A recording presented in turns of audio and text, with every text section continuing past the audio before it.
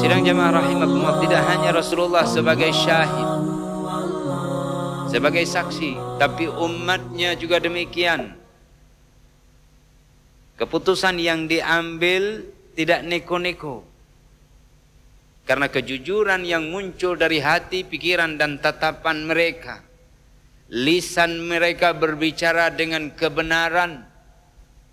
Umat Muhammad sallallahu alaihi wasallam adalah seperti itu. Tetapi bila berbicara, banyak tipu muslihatnya. Ada konspirasi untuk membuat kejahatan sampai menjatuhkan kedudukan Nabi sallallahu alaihi wasallam.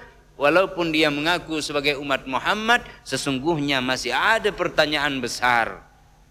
Apakah benar dia itu adalah umat Muhammad sallallahu alaihi wasallam? Karena Muhammad itu sudah paham betul akan pesan Nabi, al-kidmu la ummati. Tak boleh berbicara bohong, dusta. Karena pendusta itu bukan umatku, kata Nabi. Apalagi coba-coba untuk menjatuhkan martabat dan keagungan Rasulullah sallallahu alaihi wasallam.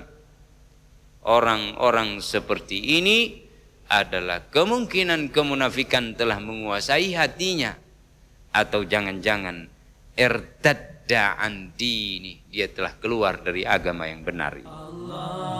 Wal'iyadu billah.